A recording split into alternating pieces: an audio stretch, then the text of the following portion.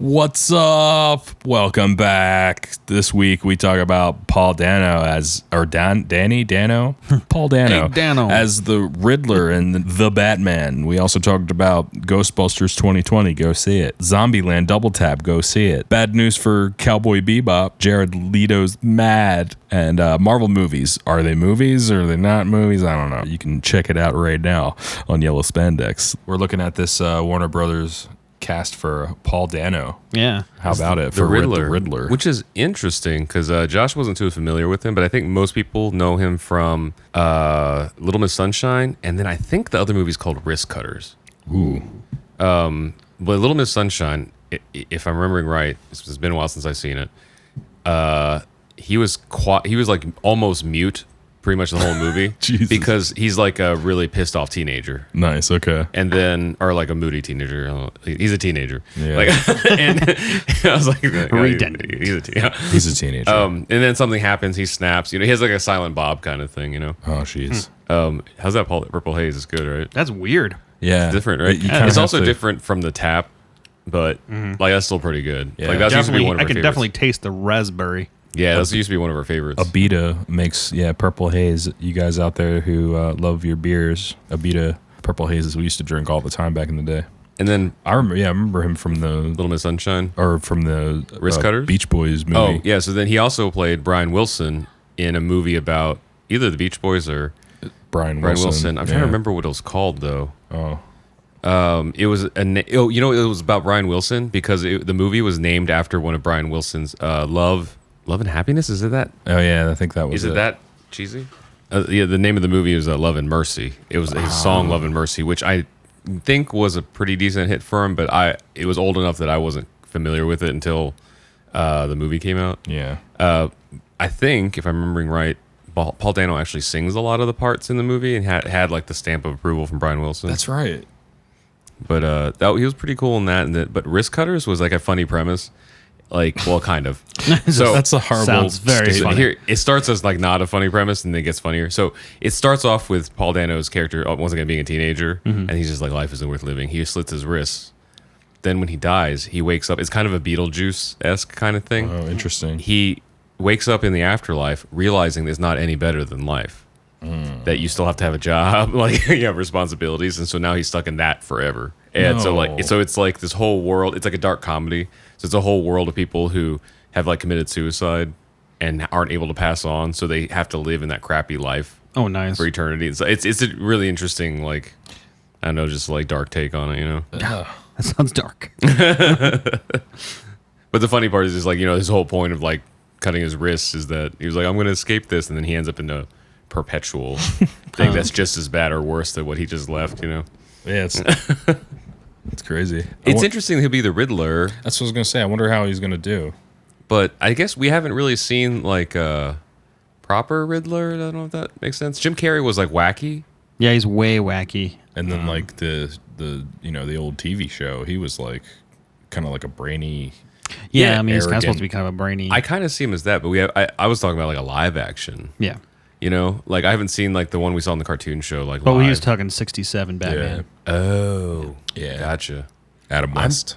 I'm trying to remember how that was. Oh, he was very like intelligent and smart, and he still had like the crazy ass green outfit on, but Oh, that's right. Well, you normally like wore like a these little green. He had like a glasses. little bowler hat. Yeah. That was green. He had like a little mask around his eyes, whatever that was green, and then he had his cane. yeah. I don't think he wore like the crazy like question marks all over Oh, him no? as much. I don't. Yeah, I don't remember. thought I remembered.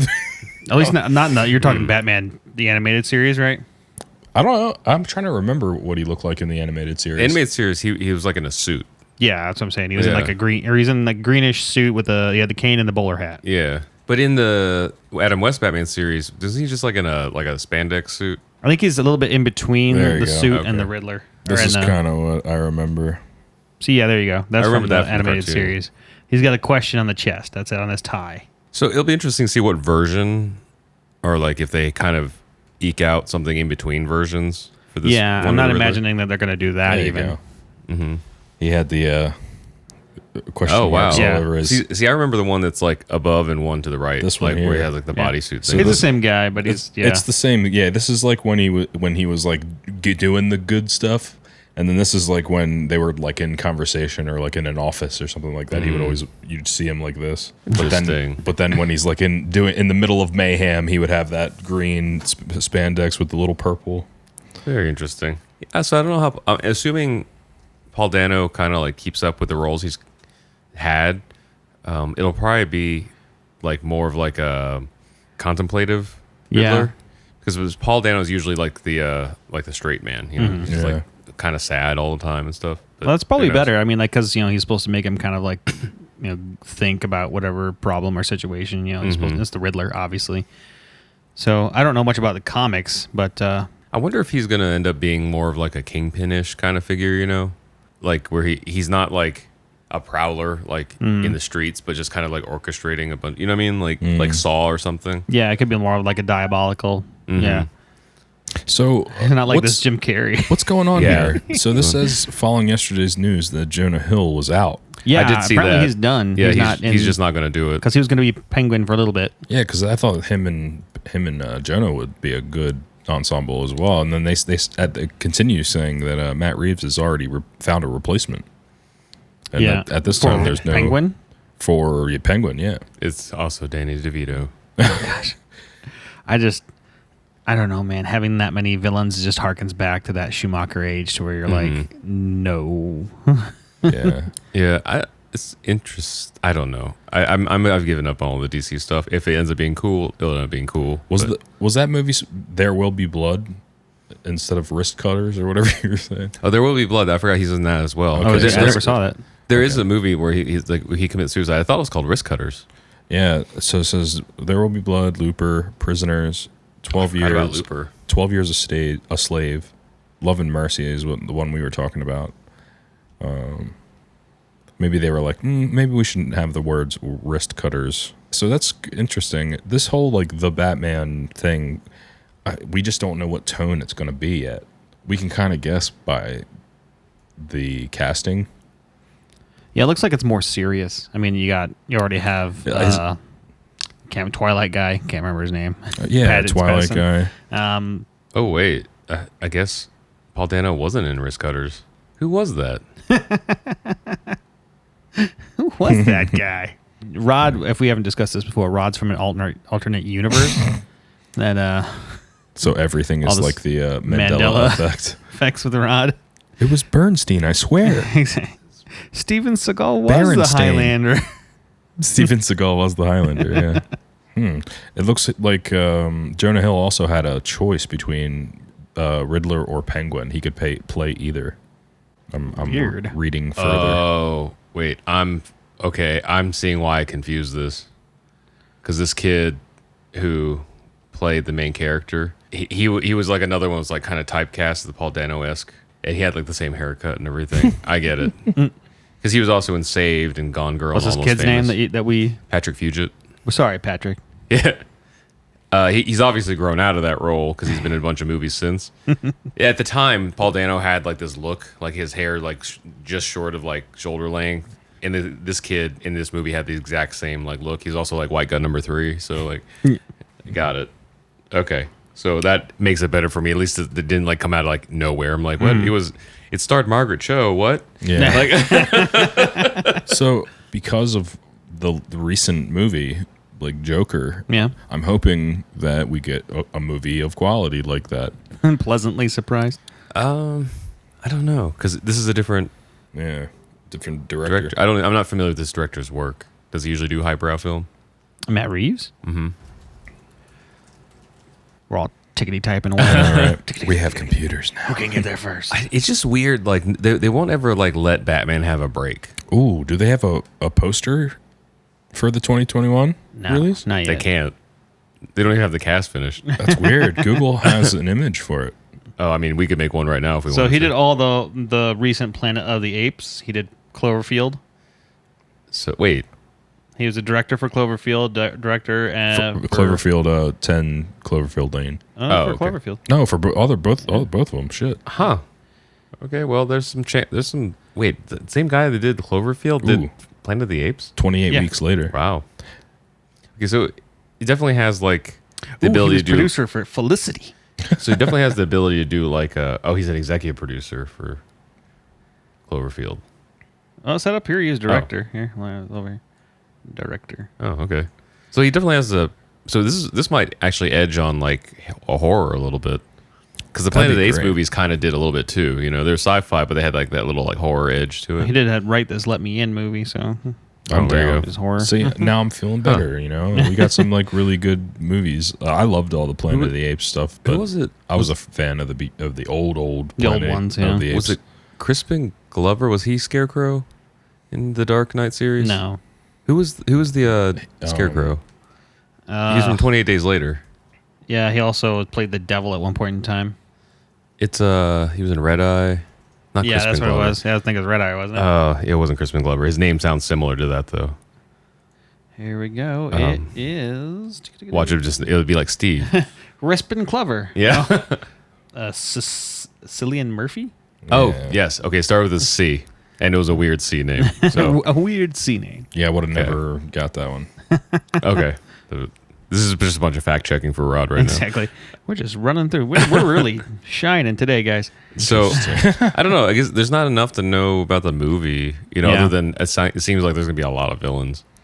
It's concerning. Right. Yeah, I mean, you got Catwoman. Oh, But yeah, that's it makes me right. think that you're going to jump right. Maybe we're going to just jump right into him already being Batman. I sincerely hope that there's no Origin story. origin story. I mean, like last time you said, like the best origin story is from Lego Batman. Yeah. Because he just looks at the picture and feels sad. Yeah, and you just know. It's really good. You Yeah. know, even the way they portrayed the Joker, just because like they were like, it's at the end. I don't remember in the animated series they like going into it very much either. I remember him like, hey, maybe having a dream or something and be like, Mom, Dad, and that was it. You know what's weird? The show's that old when we were kids. I don't remember what was at the beginning. You know, I Yeah. remember the experience as a whole. So I guess I'm pretty sure they just jumped into it, right? They didn't start the series with his origin. No.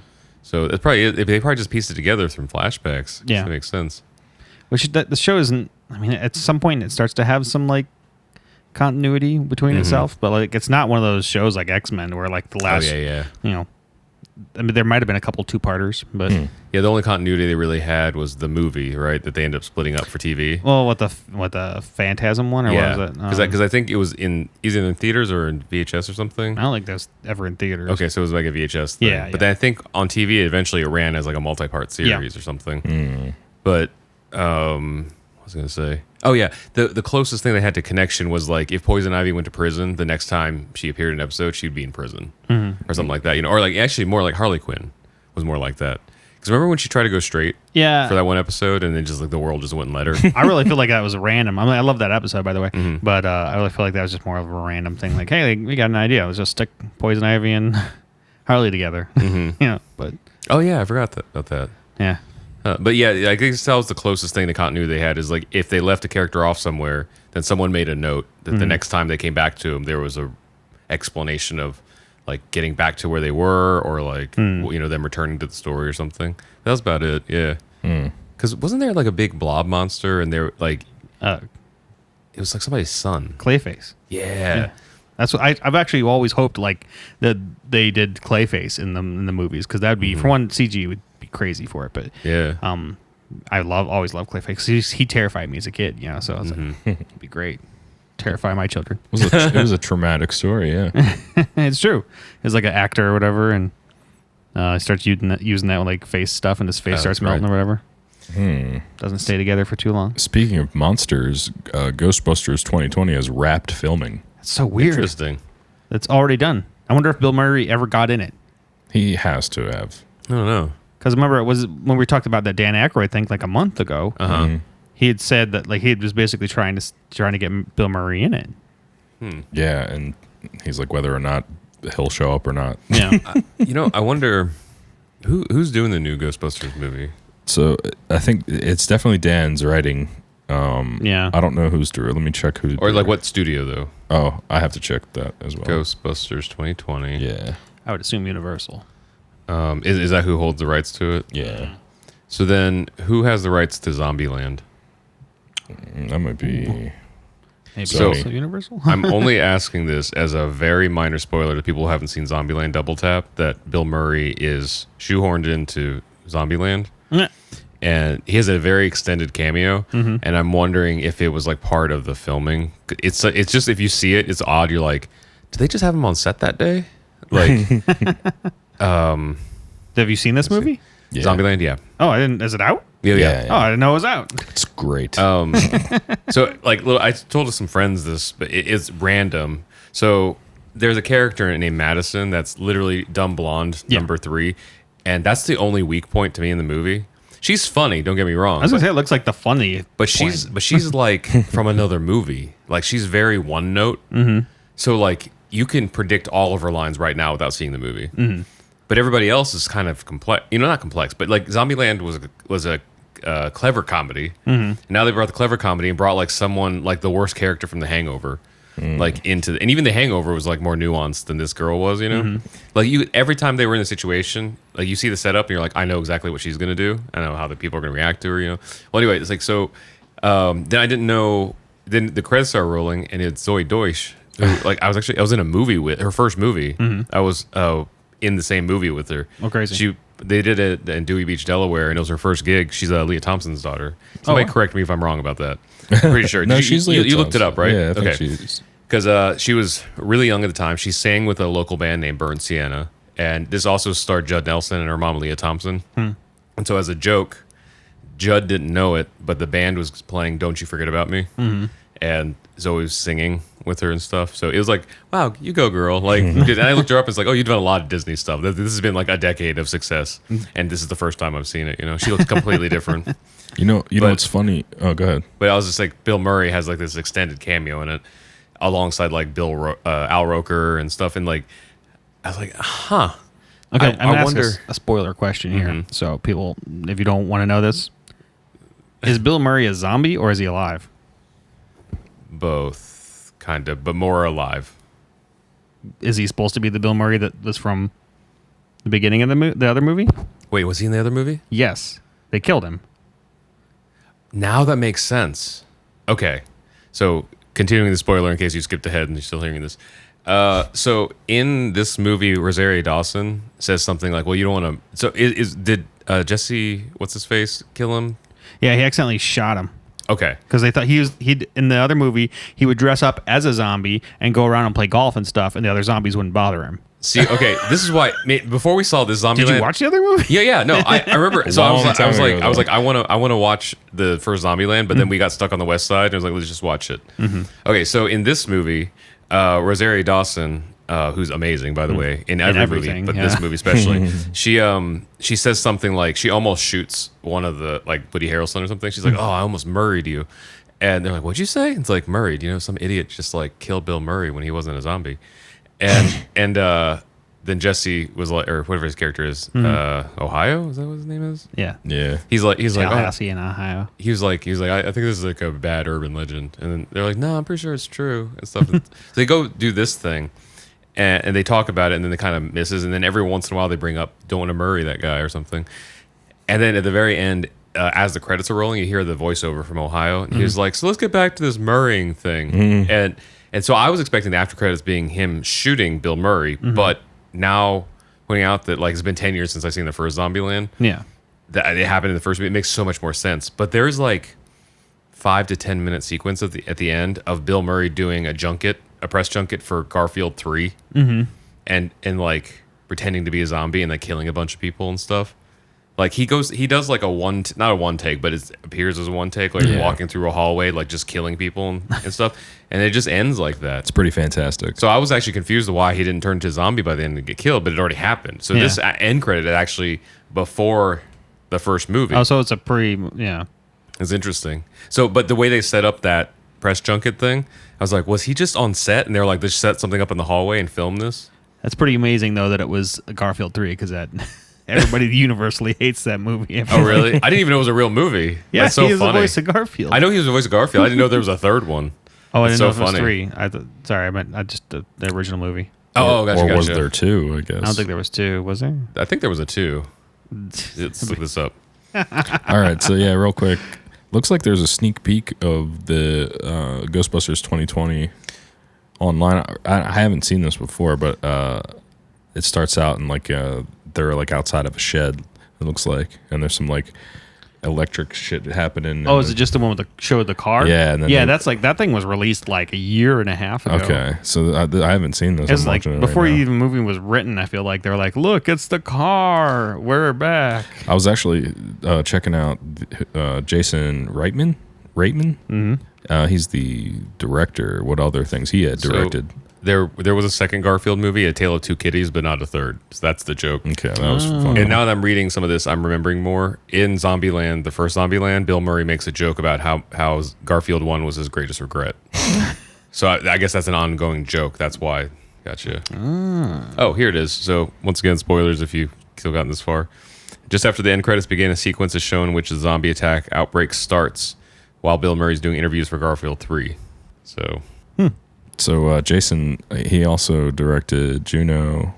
Oh, cool. Up in the Air. I think that's the only two I know, actually. I always do that. I like look at the who's directing and then see what else they've directed to get a sense of. But that's really like probably the worst way too. Speaking of, so kind of this is a little bit of a tangent from DC Warner, but the first images of like on set for the Mortal Kombat movie have started to come out from the actors.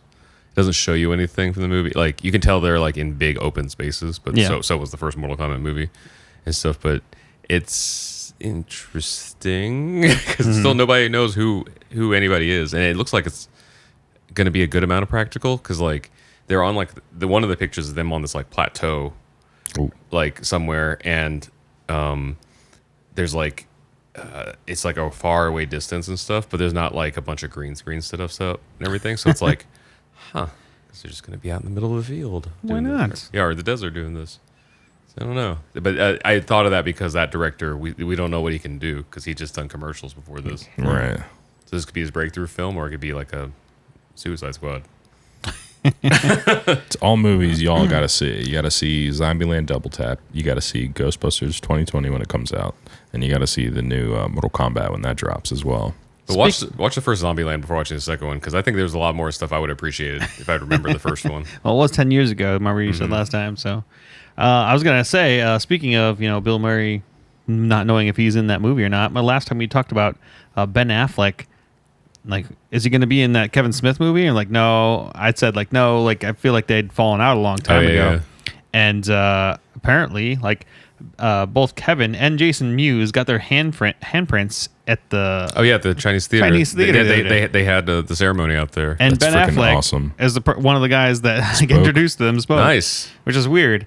And I was like, wait a minute, I have to know like what happened here. And so like someone, I think it was Larry King, it actually did like an interview with Kevin Smith. Like I think it's up here somewhere.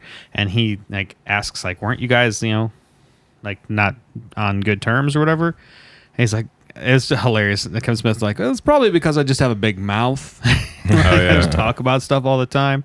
And so basically Ben Affleck was on another movie, and one of the guys is like, hey, are you going to be part of that Kevin Smith movie at all? And he's like, no one's talked to me, I'd really like that, whatever. And and so it was like relayed through the grapevine, and Kevin Smith's like, what? Nice. So, should I text him? Should I tweet him? What's going on? So he just texts him randomly, and I don't know. It's funny. Look it up online. It's actually a funny exchange a little bit, but cool. It's kind of cool. I guess he's in it now. So that's cool. And it's really weird because like Kevin Smith, I feel like is brilliant in like the business world right now because he's like taking over like the nerd podcast thing. He's taking over all this stuff. And I like this movie, this reboot movie that he's done isn't in theaters. Yeah, it was in theaters for like the first weekend. It was in theaters for one day. Yeah. But here's the deal. He's like touring around with it. Okay, that makes a lot more sense. So it's like he's packing out like 1,700 people theaters, $50 a pop.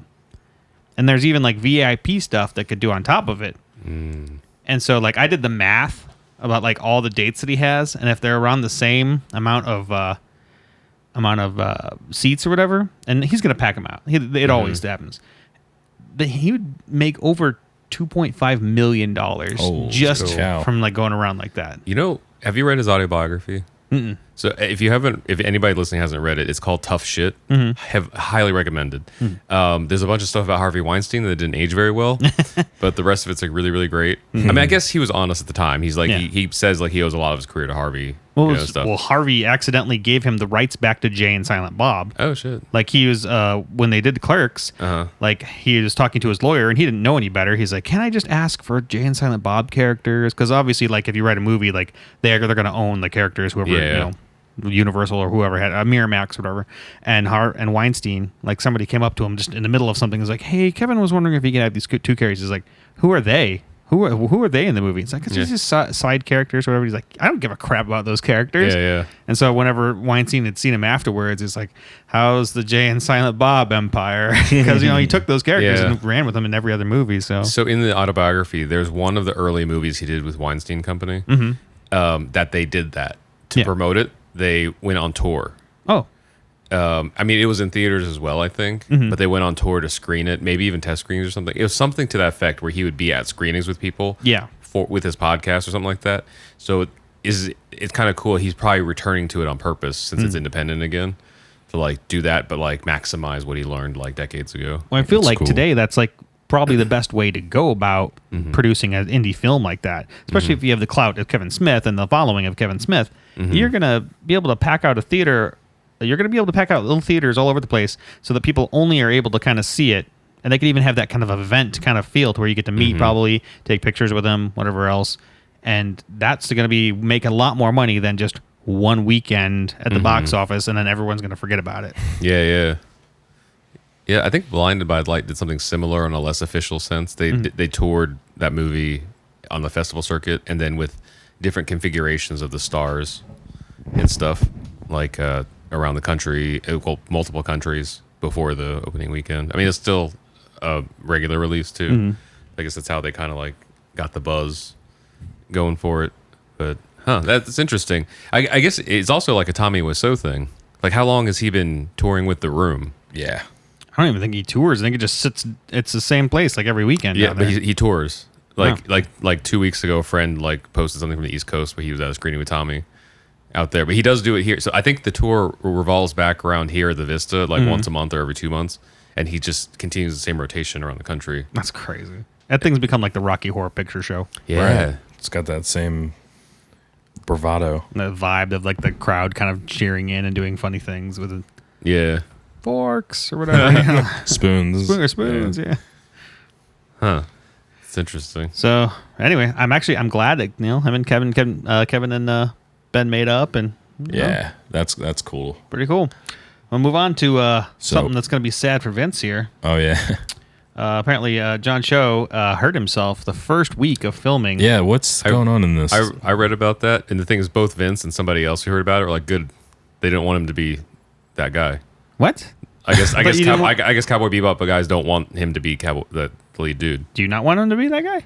I think, and this was what I said before, is that if you want Spike Spiegel to act like John Cho could do it, but Spike Spiegel is also like a 6'1", like mixed martial artist, like gun professional, like everything is like, I don't know if John Cho is what I envision when I see Spike Spiegel. That's all my thing was. Do you have anybody else in mind?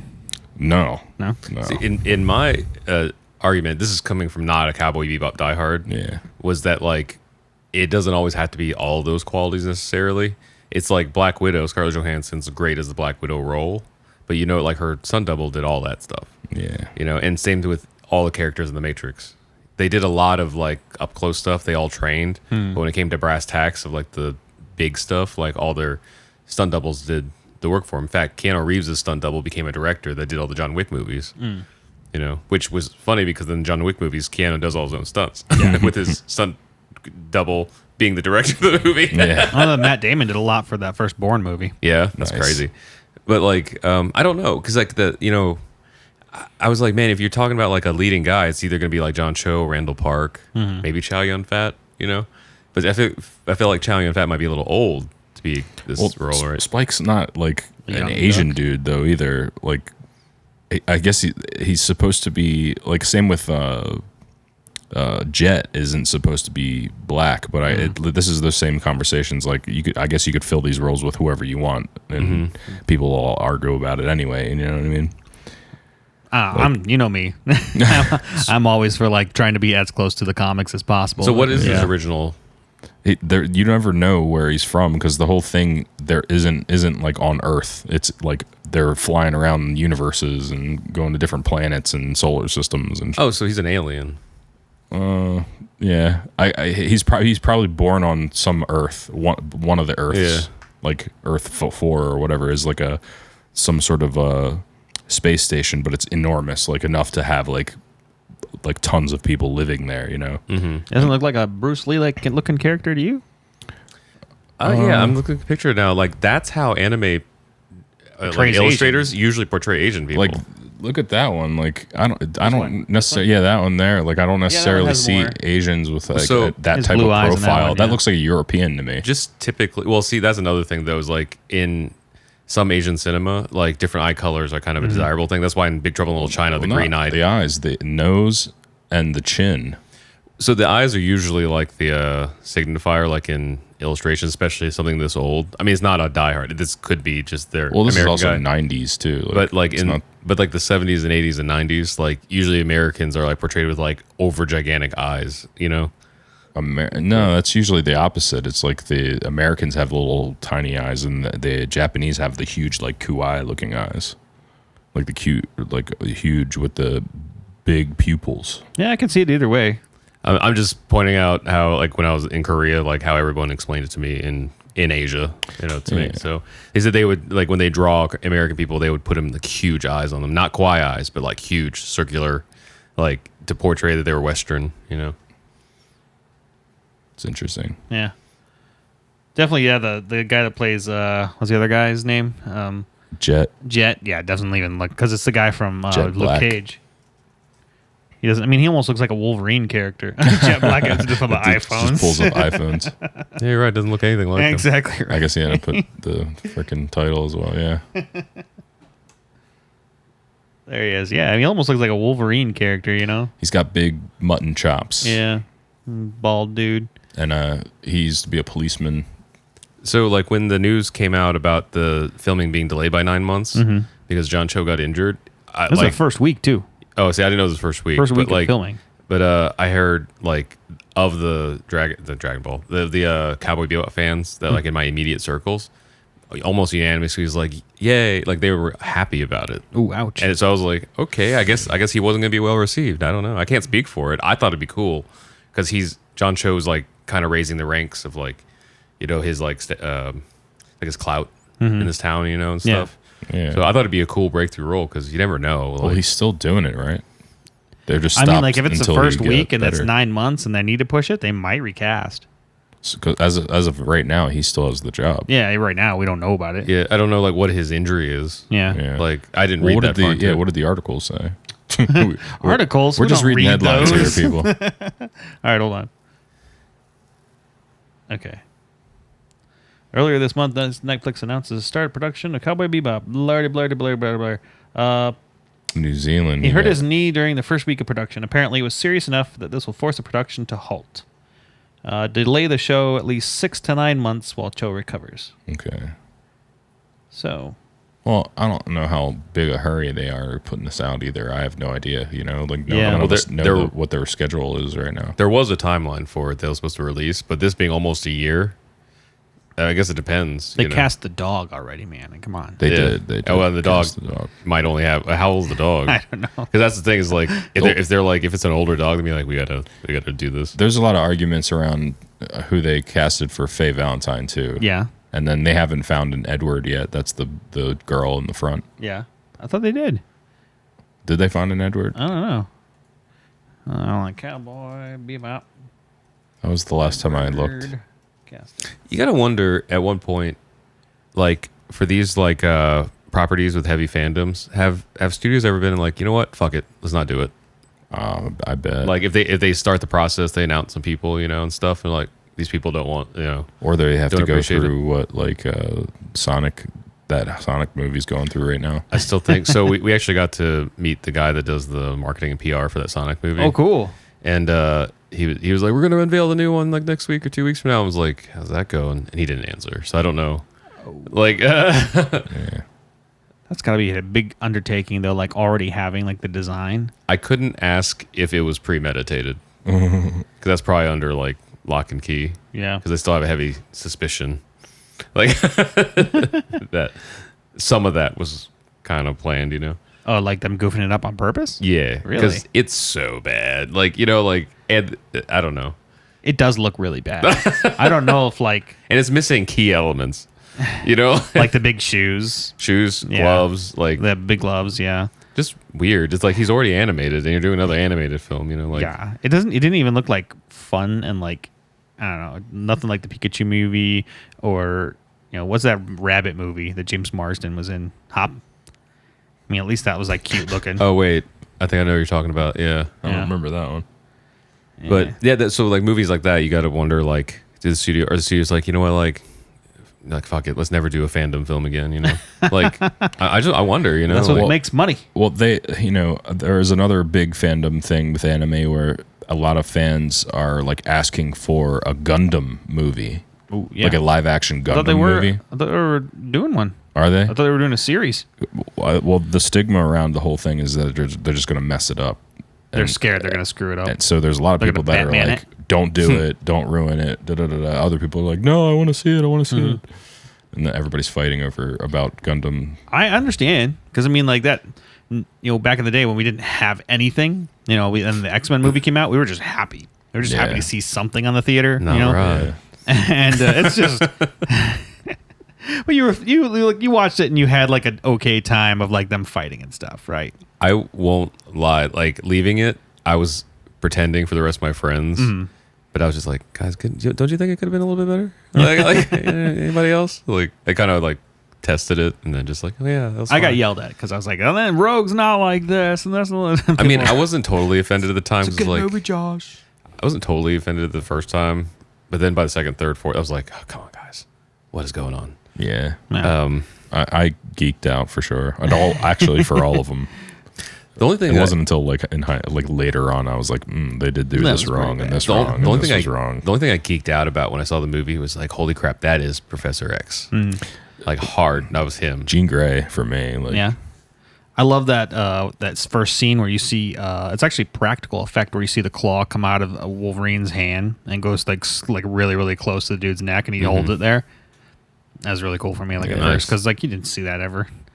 Yeah, Batman yeah. wasn't like that. The last Batman was all goofy. Seeing Captain Picard as Professor X, Yeah. that was like a really, really great casting there. And then Wolverine sunk in later for me. Yeah, Because I know Wolverine's everybody else's favorite X-Men, but like he was like, my brother liked him so much, I think he like took a backseat for me. And then after a couple of movies, I'm like, oh yeah, he's Wolverine. Like he like It took still me too a, tall, but yes. Yeah, that's what I was going to say. It took me a little bit too because he doesn't fit the profile of Wolverine either. Marsden standing on an apple box for half the movie. Yeah. because he's so short compared to so him. that brings up a good point. So like Wolverine being too tall, is that does that prove or disprove the whole John Cho being too short? Does that make or break it? Because now I don't think anybody can picture Wolverine without picturing Hugh Jackman. Yeah, like whenever I think of Spike Spiegel, I think of a tall, like his legs are enormous. The guy, and since he's a mixed martial artist, he's always like swinging his freaking legs around, kicking people in the head. Yeah, he does jumping look like a around. lanky dude. Yeah, he's super lanky. So what if, just hypothetically, because it probably won't be this way, but hypothetically, what if they finish this with John Cho? It becomes a massive hit, and the mainstream sees John Cho as Spike Spiegel for eternity. like they did with Hugh Jackman. What would that do to like you and the other fans and stuff? Because I know there are some people like that are like older than me Yeah. that have always known Nick Fury as like at most David Hasselhoff. Yeah. They've always ever known him as like a white guy with like kind of like a little Jew fro, you know, thing Right. going in the eye patch and stuff. And so when I'm like, oh, that's Nick Fury, they're like, no, like he's bald and he's black, you know, stuff like. But that's how I don't think you could ask anybody that was like born after like 2000s, Yeah. who's Nick Fury, and they wouldn't point at Sam Jackson. It's the same with Rogue. Like everybody's like, "Who's Rogue?" And they think of that the chick in the movie who was Really? Sookie from freaking. See, I feel like people now even like they see Rogue and they see something totally different. Also with Storm, everyone keeps talking about Halle Berry like mostly as a meme or a joke, but guess, that's always the name you hear associated. I guess I have to disagree, because I don't think people like hear Storm and the first one they think it was Halle Berry. I mean, I guess I don't have anything to prove that, but I think there's enough images of Storm out there that like and Rogue that they picture like the overly muscular, like from the animated series. I was a little bit we're talking about the demographic that you said. That's what we're talking about. Yeah, but there's so many, like, even like the kid from our X-Men videos we did, the kids that are born after that, stuff, they even point out like the Rogue isn't anything like I expected her to be in these old X-Men movies, stuff, because in the animated series, because the animated series had such a long life. Is that one of those kids react things, or? Yeah, no, in the X-Men video we did. Oh, okay. Oh. Like in the comments is stuff like they weren't around. Even Scott, who we did the first X-Men video with, wasn't a lot. Like, well, he was alive, but he wasn't old enough to watch them when they were actually out. He watched them as an adult. Yeah. So like that series had such a life afterwards.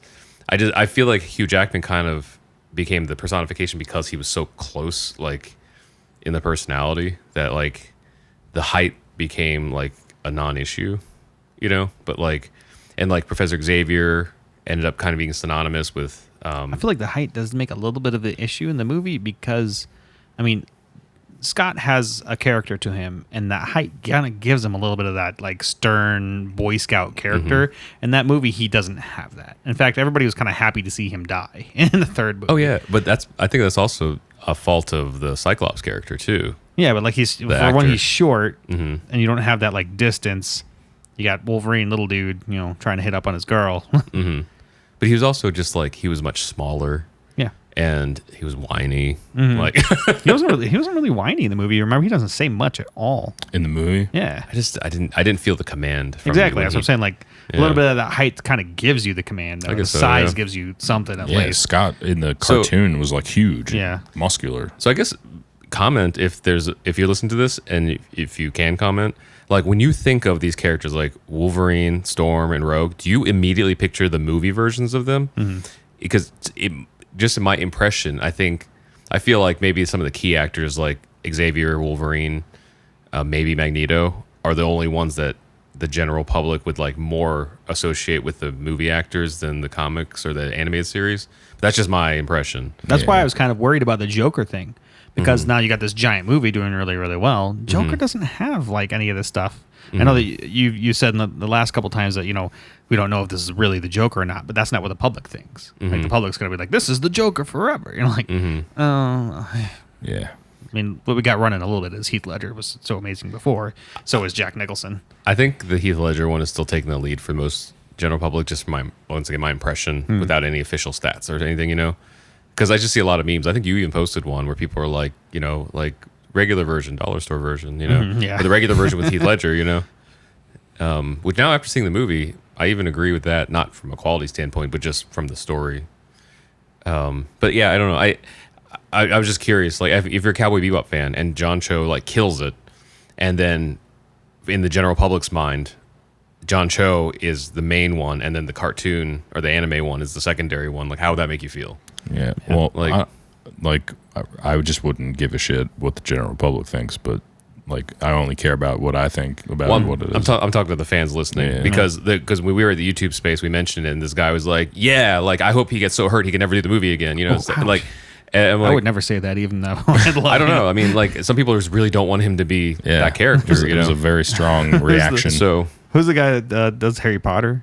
Daniel Radcliffe. Yeah. I've seen people like try to dress Daniel Radcliffe up as Wolverine, and like I would not wish that upon Daniel Radcliffe, even if he was playing Wolverine. Yeah. Like interesting. Would be an absolute nothing for me. Or for some odd reason, Scott, dang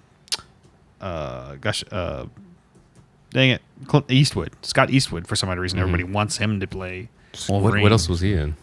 He's just Clint Eastwood's son. He's in a bunch of things, but gotcha. like, he just looks a little bit rough and tumble, but like, no.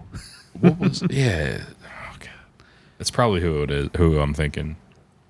I'm trying to picture who you're talking about. I mean, for a new Wolverine at this point, I'm really trusting the people at Marvel / Disney's casting, because I don't think in a million years I ever would have like thought to like bring in Tom Holland. And then once we saw it, it was like, yes, So, or Zendaya. Yeah. True. Yeah. I know she's not really MJ, but like to bring her into the Spider-Man They story, say she's MJ though in the movie. Come on. they do. But the directors have said she's not that MJ. Yeah. I wonder if that's also like in the same category as what we were talking about before. Like, I hope people don't think that that's MJ. they do though. That's what 'Cause they call her what I'm MJ, saying. so They call her MJ, but she's not Mary Jane. Yeah, which- but they don't know. The general public's not going to know that. So But well, no, Or- it's not. See, I'm thinking like even look into it. before this series, when I was just kind of a casual Spider-Man fan, I was knew her as Mary Jane. I didn't ever like. I know he mentioned it MJ every once in a while, but I never like attached that as her like main moniker. You know, She's always been always MJ. been He's always MJ. been Tiger. yeah. I didn't know that. I didn't know he was ever called Tiger. Oh wow, all the yeah. time. He just That's what. Yeah, he she was- doesn't he really. was Does she say it in Spider-Man. the movie? I don't She think says so. in the It's movie. only in the comic or In the second movie. cartoons. Oh, maybe. The old one. Oh yeah, with what's her face? Go get him, Tiger. Yeah, And eat a bunch of Frosted Flakes. So, but that's another good point, though. Like, so if height is an issue, is age also an issue?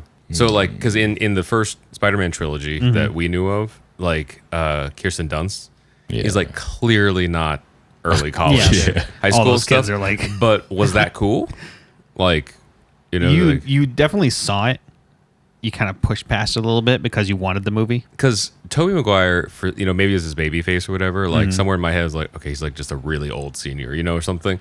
But like Kirsten Dunst, as beautiful she is, like I feel like her age showed more next to Tobey Maguire, than he did.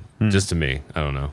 yeah. Like it wasn't that she was old; it's just she definitely was not a high schooler or Yeah. freshman in college or something, whatever she was supposed to be. I mean, they jumped to college pretty quick, so it was kind of like, okay, whatever. I liked being able to see the different Spider-Mans though, with the Garfield dude being like the youngest one, I guess, and seeing that type of life as Spider-Man. I thought that was interesting to be able to see all the different Spider-Mans and kind of get an idea of if age does matter, as the conversation goes.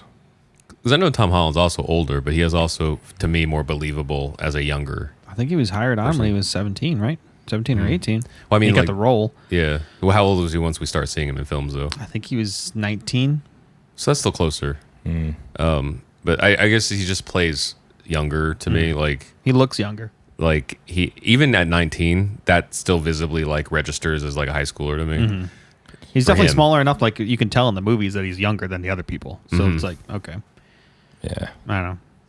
Seeing the first one, still I get goosebumps when he's like been crushed into that puddle by the vulture and he's like screaming out loud because he can't get the rock off him. And Oh shit. yeah, they lift that like that scene that's directly lifted from the comic panel. Really that cool. still gives me goosebumps. All right, move on here a little bit. Apparently, Jared Leto was a little upset about Todd Phillips' Joker movie that he wasn't in it. Oh, But why would he be? I mean, I guess if you've seen the movie, I guess he could have shoehorned like a cameo in there, but that would have been so gratuitous. I don't know if that could even work because Phoenix is so old. Like his face is so old compared. Well, just the way they did it, they could have like done like vignettes of like what the Joker inspired, or something like that. Like that's why I said it would have been so gratuitous. It would have been so out of place. But it would have shoehorned from a studio exec's point of view. They'd be like, oh yeah, we can put him in there. But why? Apparently, he tried to get his manager to kind of call up and like try to talk them out of canceling it or whatever. Ew. And his manager wouldn't do it. I don't know. Or his agent or whatever it was.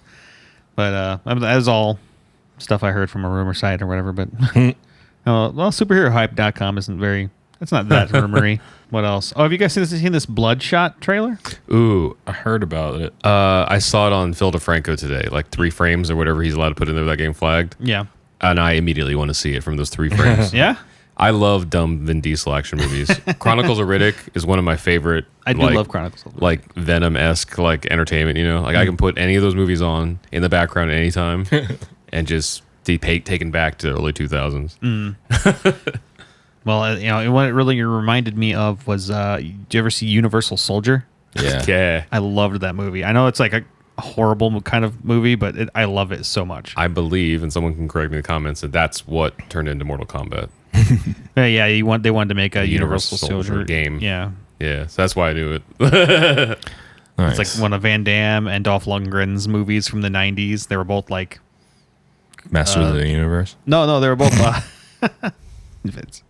They were both war people that were in the war. Maybe it was Vietnam. I can't remember. Oh, but that's right.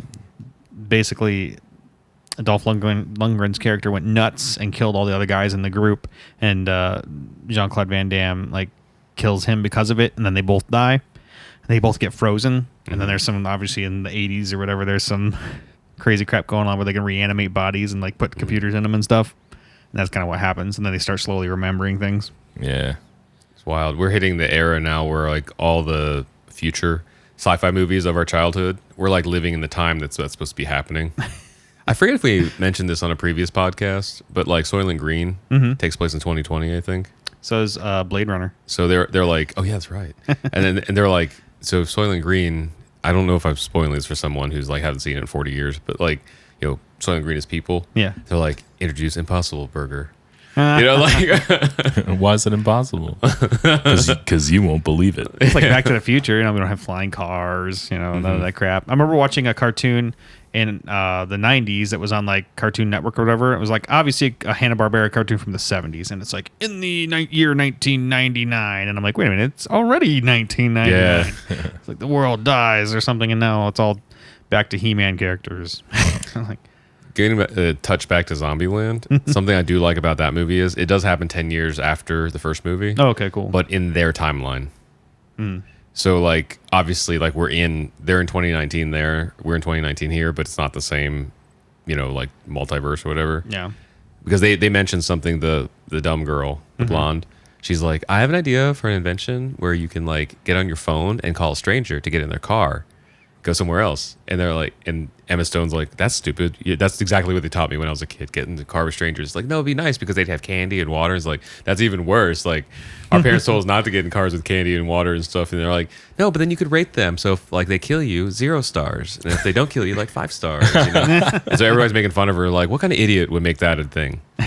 Like, Yeah. That's like that's a meme or whatever. It's like 1995. Don't ever talk to people from the internet. Yeah. And get in cars or whatever from. what was that other meme? It was like the 50s. They're like, be careful what you say in your house because the you might be wiretapped by the commies. 2019 is like, dear wiretap, please order more the scrubbers. Exactly. Hey, wiretap. Someone should really make that because somebody made like the Soylent like drinks. You know that, right? Oh yeah. You can go to the gas station. So our friend Ali Spagnola did a sponsored thing with them. We were in that vlog. Actually, if you go back and watch that vlog, I tried it for the first time. I almost threw up. Yeah. And I was like, I'm a vegetarian.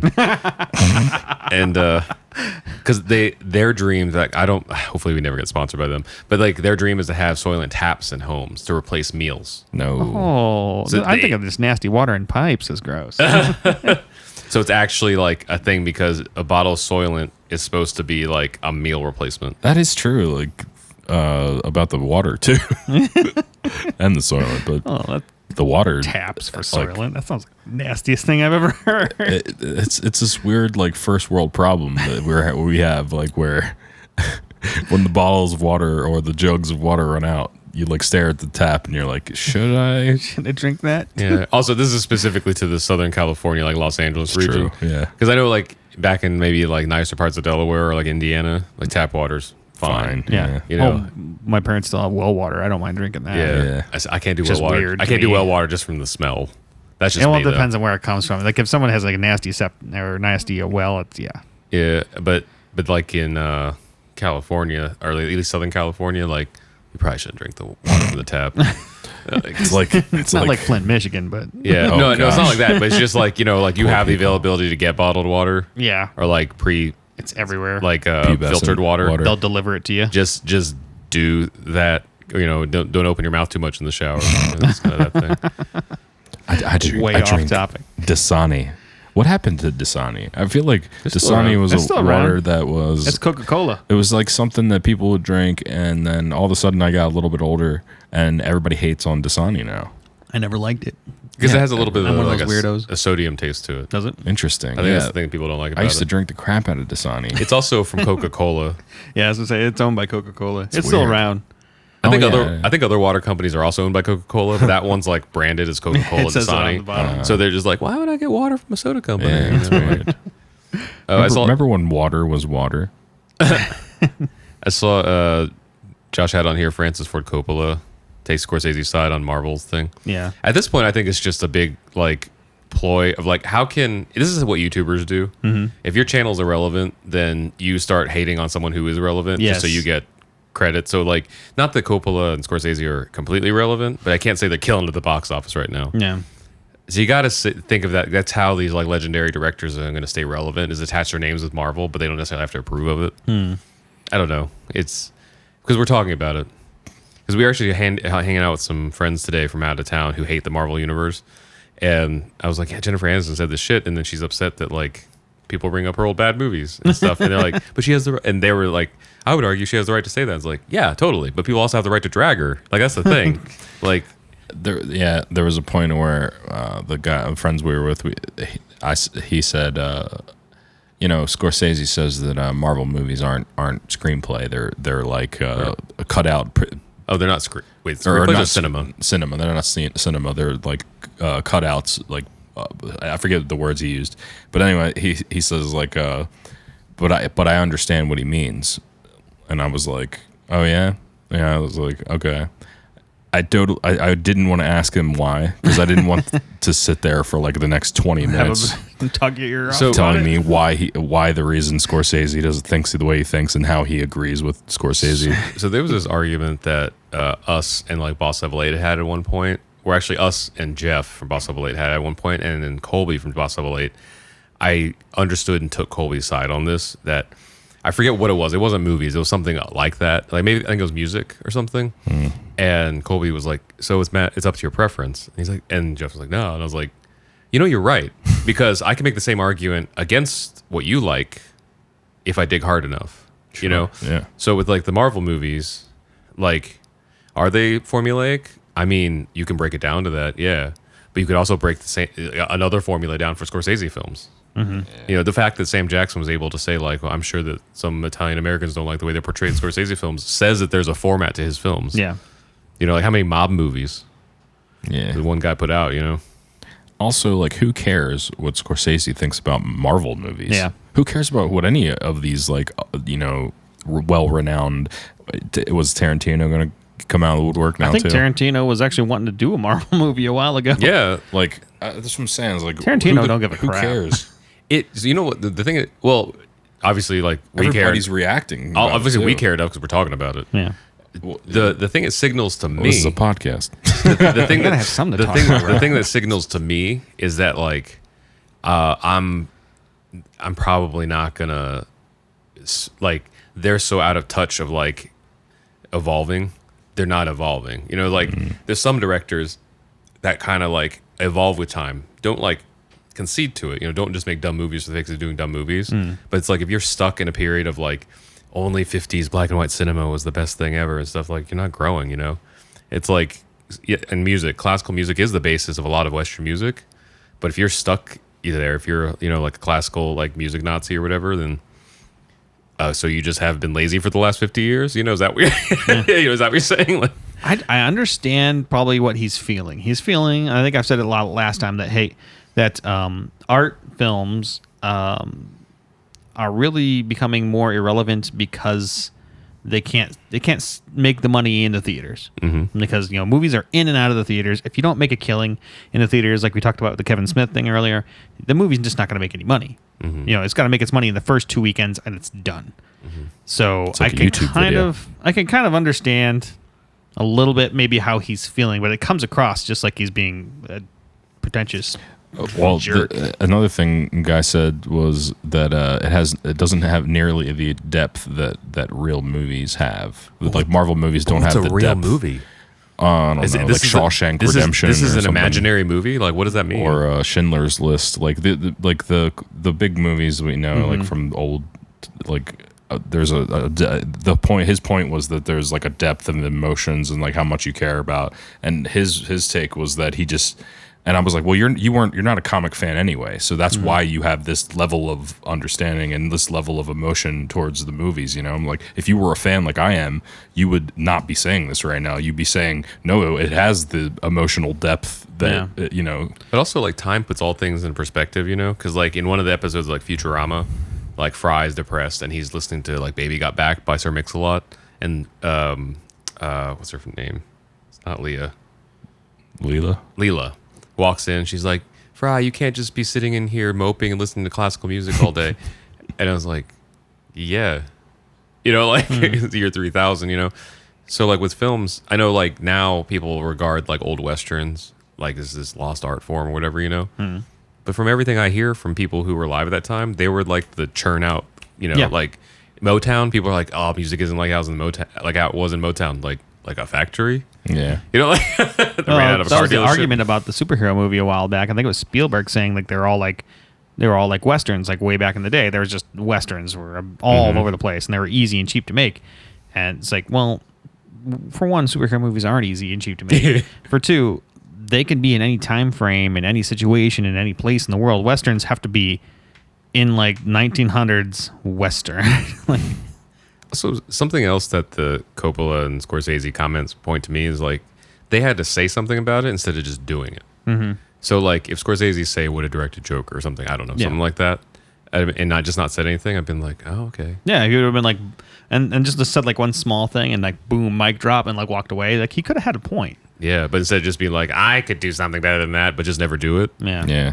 I hate that. That guy at the end of the bar, your hometown, I could do that. I could better. done that, but I never did. I'll make those YouTube videos. Yeah. I could open presents, So it's play with toys. It's called Unboxing Dad. so if you like say like you didn't grow up in Western culture and you didn't know who Scorsese or Coppola were and you just heard the comments, you're like, and you just look at all the facts, you're like, oh, they're just like some poor directors that never made enough money. That's like offensive to say knowing who they are here, but when you look at it, you're like, they've never made a fraction of what the Marvel films have done. No, I mean that's Godfather and Taxi Driver and all those classic films compared to all the Marvel films. How much money do you think that those films would make? I mean, like that's been how many years? Marvel just came out. I mean, I'm still willing to bet the Godfather series. If we take the 23 films from the first Marvel series, Well, at what time point too? Because Yeah, like you're gonna when have to- Godfather came out, are we talking about the first weekend or all time? We're talking about right now, all time is what I'm saying. Because all time, there's, that'd be an interest. That'd actually be more of an interesting. Because like Marvel movies just came out, but they made like ridiculous. Gross is 246 million worldwide. That says that's cumulative, according to IMDb. Which one though? I mean, For The like, Godfather, for the first one. yes. So, I don't know. I mean, once again, this is like half-assing, like not looking up the figures and adding them all up. I don't think that each of those directors have done the amount of money that all the Marvel films have together. That's crazy. Yeah, I wonder what the numbers are. I mean, Because- because that stuff runs. Because weren't there 3 or 4 Marvel films that all hit the billion mark just opening weekend? billion? Look it up. Well, you got Captain Marvel hit the billion. Captain Marvel, Endgame. Black Panther, and Endgame. I think. Did Infinity War? I don't think Infinity War. did. Okay, but even $3 billion opening weekends, because you got to know that those are still continuing to go too. Yep. I wonder if those are inflation too. I'm willing to bet though, if someone out there wants to do the math, I don't think that Scorsese has like equaled the dollar amounts that the Marvel films have. These are 3 movies. I mean, I guess that had like a pretty low budget. No, Infinity War did as well. Did $1 billion? Well, it says Eventually, I'm sure, but not the first few weekends. gross from worldwide right now. It's over $2 billion, but the film set records for the highest grossing opening weekend. Was the fastest to gross $1 billion through $1.5 billion and there you achieved go. the highest gross in the 4DX format. as So it well. was opening then. Yeah. And this is box office. This isn't including, I believe, movie sales, like VHS, DVDs, Not everything worldwide. else. Oh, there's worldwide numbers there. Is that what does that mean? Because that's box office, though. Yeah, box office worldwide. I'm talking about like also including Oh, like DVDs and then also playing on. I don't even know how to like figure that all out. TBS and all that stuff for the last 30 freaking years. But the same thing though, like if you take all the Marvel films and the broadcasting now and stuff, I still think it's beating it. I mean, my gut tells me. I mean, I'm sure it probably is because you got how many movies in general. Yeah, but that's what I'm saying. Like he didn't have as successful of a run with a franchise that Marvel did. It's That's Godfather hard. 1, 2, and 3. I mean, that's pretty dang successful. I mean, like iconic movies. pretty- People know those Oh, movies. for- It's yeah, Not pretty all pop people know culture. all the Marvel. It's movies. pretty successful, but it's not as successful as the Marvel movies. You're looking at like Money-wise. 22 movies. But he wasn't able to do 23 Godfathers. Yeah, but because that's time restraints way back when, and that, it took a lot longer to make. Yeah. I mean, if culturally, The Godfather obviously is a huge No disrespect to him impact, besides the asinine comment he made. But like I just my gut tells me anybody who brags about how much better they could do without doing it just can't. He can't do it. He wouldn't be able to do this. Well, he wouldn't have the money to do it either. Like he's also never been either. He's never been asked to do a Marvel film, or never decided to take it up because he knew he couldn't do it. I'd probably argue that this was also not pop culture until after these movies came out. Like these were more like artistic movies that he made, and then they became like a pop culture thing. So that's what gets me is like if you're not even in the same realm, why even? It's like yeah. He just It's- wants attention. that's what I'm The saying. old man yell at cloud. Which is why I'm like, that's why I'm like, old man yells at cloud because he can't do it. He's incapable of having the same level of I'm success. sure he probably could do it if he wanted to, but he doesn't want to. Apparently. You can't do it. I don't know. It just screams to me like it's the same argument. It's like I could do that. I just don't want to. It's like then why even mention? We're it? just I mean, gonna like he sees it kind of like that television versus movie thing, where like people when they do movies are like, "Woof, television. I do the real art movies." Which I see the same way. It's like Yeah, you couldn't do television either. Then I see like Yeah. You can't. We'll So, just I mean, keep it's just saying kinda you like can't him- until he does it. him doing, thinking that it's not real art. I don't know. Yeah. He can have that opinion, whatever. no, but- he could have the opinion. I could just say he can't do it. Yeah. Like I'm just the personal mindset. I'm like, just show me instead of like talk about it or just not, Yeah. Stir the feathers just because you want some attention from it, you're just bringing this up so you can get numbers, like Did you see this Grouch parody? No. I saw the thumbnail and haven't had time to watch it yet. Yeah. It is superb. Is But it? it's David Harbour, so it has Yeah. to be amazing. You want to watch it now? SNL, Sure, yeah. let's do it. All right. Let's end it. We'll end it like this. All right. I've seen screen caps from this not knowing this is what it was. That's brilliant. So now we know what Sesame Street would look like if Scorsese took over. We don't want it. That was funny. I mentioned, I don't know if us watching it is still in the podcast, but I was mentioning while we were watching it, I'd seen screen caps from that, not knowing it was from that. I seen the thing about Grouch, and then later I saw a separate screenshot of like Bert and Ernie in the alley. Yeah. And I didn't put it together. Because it makes sense too, because it's a possibility kind of because HBO owns Sesame Street now. Oh, did they? So they acquired it a few years ago to save it because it was losing funding or whatever. But I think I heard this year they're talking about making Sesame Street like behind the HBO paywall. And so some like people have obviously been protesting it and posting how Sesame Street was always supposed to be a public access education. Yeah. And they're like, but now it's owned by HBO. And you have to pay like for everything. Would you like that added to your Hulu account? Jeez. So it's I don't know. That was funny though. I love David Harbour. Yeah. And it's if you've seen the Joker movie, that was just like a 1-to-1 of the scenes in there. Call me Grouch. Hey, Grouchy. Oscar, why are you so grouchy? Yeah. And it was like Dabby or what was it? Gabby. Dex and Dabby. I forget what the two characters were from this like crazy TV show we were watching. Or Dank. Is it Dank and Dabby. Yeah. That was from Dank. I can't remember the show. It has a super cheesy name from Netflix. Is it disjointed? Yeah. Disjointed, yeah. Kathy Bates. Kathy Bates. that's what it Remember was. Kathy Bates' Stephen King? Was it a Stephen King film? I think know. so. It was like one word. Misery. Okay. Was that a Stephen King book? I don't know. So the Misery is like where she like kidnaps a guy and then she like tortures him because she loves him and stuff. Like she's like a fan, or something. Anyway, so she owns a dispensary, and Dank and Dabby are customers. They have their own YouTube channel, and but that dude, he's in SNL now. Yeah. Oh, he is. He's in the cast. That's why he was in that. That's awesome. I didn't know that. Dank Oh. and Dabby, they're in throughout the entire series. They're kind of the comic relief. I mean, everything's a comedy there, but Yeah. it cuts to their YouTube channel every once in a while. That and show they're was just- crazy.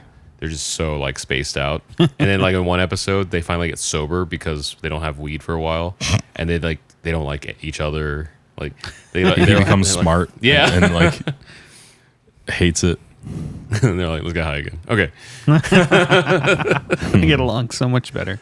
Make sure you come back every Wednesday. There'll be new podcast things happening for you guys. Any RKVC stuff coming up? We had big news come out this week. Easiest way to say is to go to our YouTube channel, RKVC, and look up a video called We Made an Album That We Don't Own, But It's Good News. That'll explain everything. Good deal. And we'll see you next time